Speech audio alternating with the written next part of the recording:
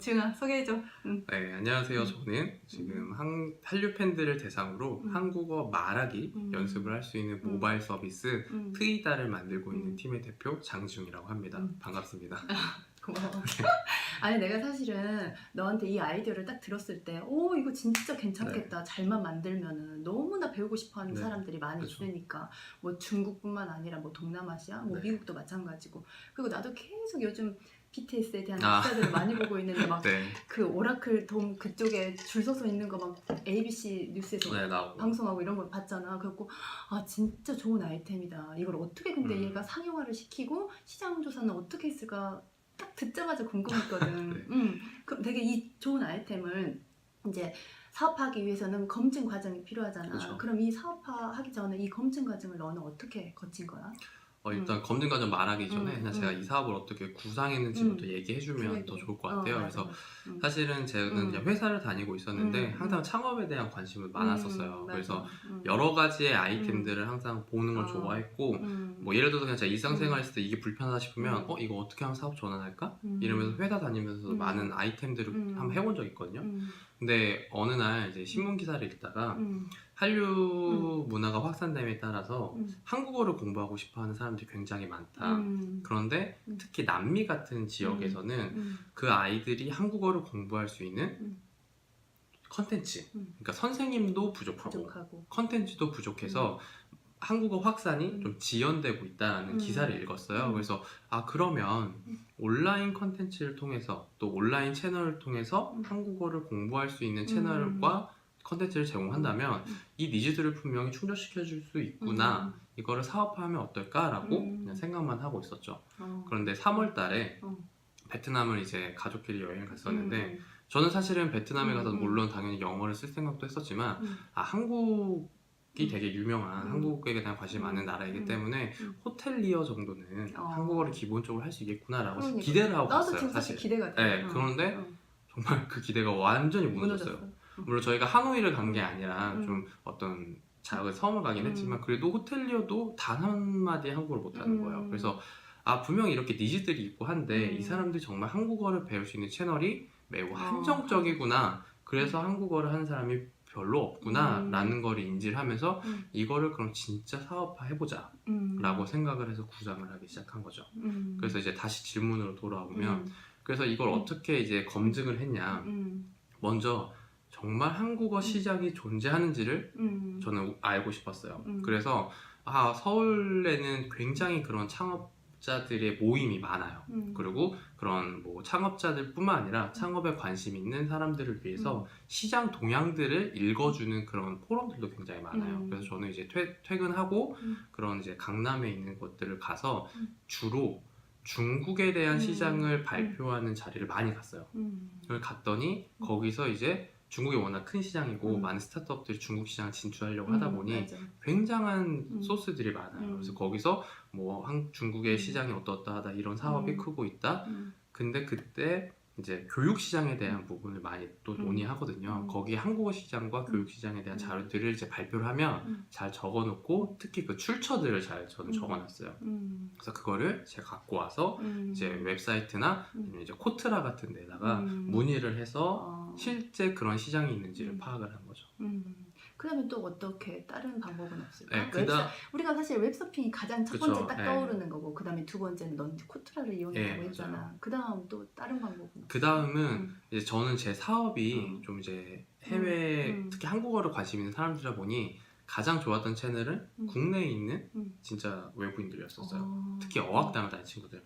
그래서 한국 내에 이제 그 어학원 친구들끼리 모이는 커뮤니티가 뭐가 있을까를 찾은 거죠. 그렇군요. 네, 그래서 그 친구들이 서로 도움을 주고 있는 비영리 단체가 하나 있어요. 한글아띠라는. 그래서 거기에 연락을 대표님께 해서 내가 이런 사업 구상하고 있어요. 좀 얘기 듣고 싶습니다. 해서 그 단체 안에서 도움을 받고 있는 많은 중국, 뭐 베트남, 미국 친구들을 만나면서 실제로 그 사람들이 한국어 공부를 어떻게 하고 있는지 또 한국어를 공부할 수 있는 채널들이 어떤 것들이 존재하는지를 이제 이야기를 들었죠.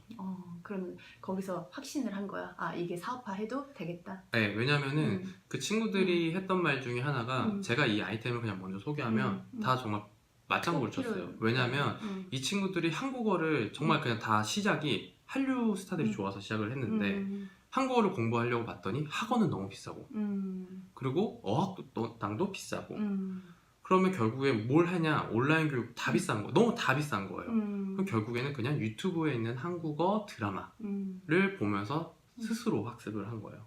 그렇기 때문에 이런 것들을 잘 컨텐츠화 해줘서 정말 저렴한 가격에 하는 서비스가 있으면 자기들이 이거 정말 사용할 것 같다고. 자기들이 필요했던 서비스라고. 그래서 저는 확신을 하게 된 거죠.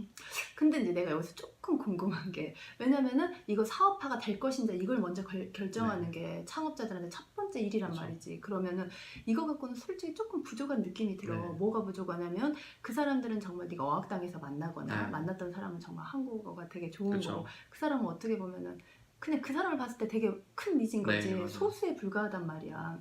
그러면 그 사람들의 니즈를 다 충족할 만한 게, 우리나라는 사실 영어를 예를 들면은 취업 언어기 때문에 그렇게 많은 니즈가 필요하고 그렇게 많은 앱이 있지만 다 어느 정도 된단 말이지. 근데 한국어 같은 경우는 사실 정말 취미로 배우는 언어인데 그거를 사업화로 연결시키기가 그렇게 쉬울까? 일단 이 말했던 질문을 다시 보면은 사실은 초기 창업을 준비하는 사람들이, 저도 옛날에 창업 준비하고 했을 때 항상 실패하는 이유가 저는 제가 생각했던 아이디어이기 때문에 성공할 거라고 생각이 돼요. 맞아. 그게 항상 발생하는 오류고 또 거기서 발생하는 오류가 뭐냐면 그래서 내가 생각하는 거를 검증해 줄 수 있는 자료만 찾게 돼요. 그러다 보니 내가 이 아이템을 생각했고 내가 찾은 자료들은 다 옳다고만 보네? 그럼 이거 성공하겠구나. 이런 자기만의 오류에 빠지는 경우가 굉장히 많아요. 좋은 되게 포인트야. 그래서 저는 좀 조심하려고 했던 중에 하나가 그래서 제가 찾았던 게 한국어를 교육을 진출했다가 실패한 케이스들을 많이 봤어요. 일부러.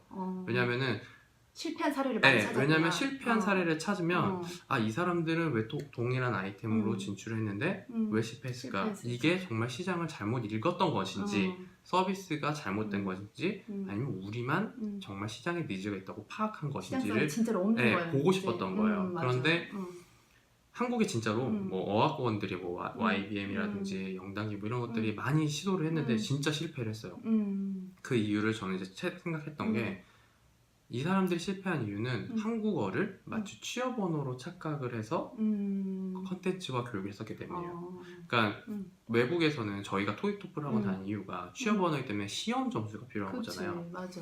그런데 이 사람들은 그동안의 사업을 그렇게 해왔던 거예요. 그러니까 한국어조차도 그러니까 똑같이 접근을 하는 거구나. 똑같이 문법, 읽기, 쓰기에만 집중을 한 거죠. 근데 이 사용자들은 그게 아니라 그냥 나는 좋아하는 팬으로서 그냥 한국어 그냥 말하기 한마디 두마디 하고 싶은 건데 어려우니 사실 한국어가 되게 어려운 거잖아요. 그러니까 그런 거에서 포기하게 된 거고, 또 하나는 너무 비쌌어요. 그러니까 한 달에 거의 한 20만 원, 30만 원인데 그거 한국에서 저희도 되게 좀 부담스러운 돈인데 저희보다 GDP가 훨씬 낮은 사람들인데 그러니 그런 두 가지가 문제점이 있더라고요. 근데 이거를 그러면 이 문제점을 해결하는 성공 사례가 뭐가 있냐를 이제 검증한 거죠. 그래야 실제로 시장 니즈는 있지만 이 사람들의 시스템과 서비스가 잘못되는 것을 반증할 수 있으니까. 그래서 찾았던 게 중국의 한 어학원이었는데 그 어학원은 물론 문법이나 이런 것도 가르치죠. 회화에 집중되기로 했었어요.